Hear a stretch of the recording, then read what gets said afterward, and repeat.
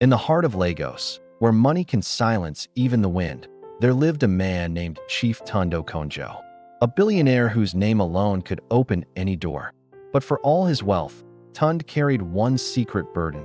His mother, Mama Grace, an old woman paralyzed on one side after a stroke. She was his treasure.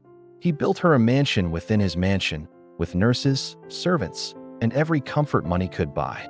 And yet, even gold can rot from the inside. Tund had been away in Dubai for business, a meeting that was meant to last 3 days. But on the second night, he couldn't shake a strange feeling, a heaviness in his chest. Something told him to go home. He took the next private jet back to Lagos, unannounced. His wife, Amara, didn't know he was coming. The woman was beauty in human form, tall, fair-skinned, and elegant. The kind of woman who walked into a room and made people forget their own names. Everyone envied Tund for marrying her. But envy is dangerous. It hides what even love refuses to see. It was a rainy night when Tund's convoy pulled into the estate. The guard saluted, surprised but too afraid to question. He told them to stay quiet. He wanted to surprise his wife. As he walked through the long marble hallway, he noticed something strange. Mama Grace's wing of the house was lit, even though it was past midnight. He heard a sound, faint at first, a voice, crying, and then a slap, then another, then a voice that froze his heart. His wife's. "You old witch, you think your son loves you more than me?" Another slap. Tund's heart stopped. He ran to the room. What he saw will haunt him for the rest of his life. Mama Grace lay on the floor, her wrapper torn, one arm trembling helplessly. Amara stood over her, holding a belt, breathing hard, like a demon wearing perfume. The nurse hid in the corner, terrified. Tund shouted, "Amara!" The belt dropped. Silence. His wife froze. The old woman wept.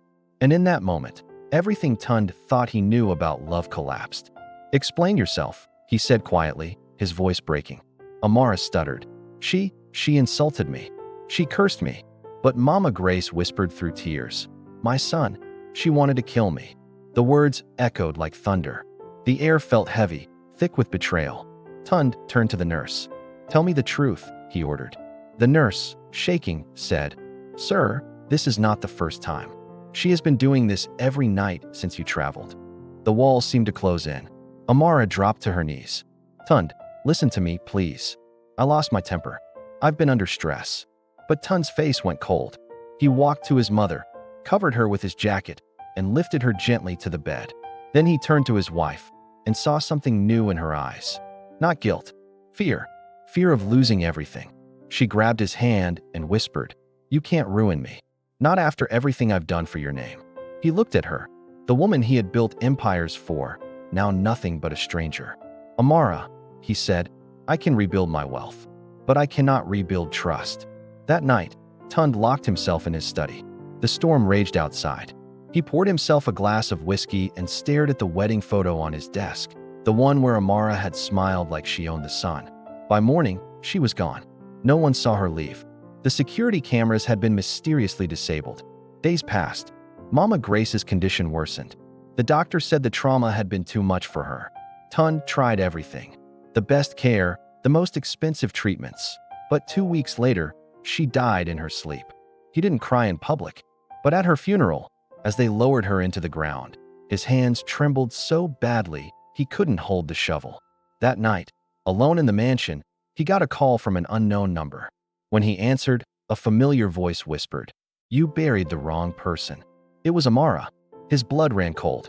"What do you mean?" he asked. She laughed softly. "Your mother didn't die naturally. I gave her peace, just like she gave me pain." Tund dropped the phone. Rage boiled in him like fire. He ordered a private investigation, but Amara had vanished completely.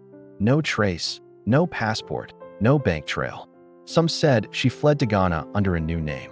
Others whispered that she died in a car crash on the way to the airport, but no one could prove it. Months later, Tund sold most of his companies and moved to a quiet estate near the sea.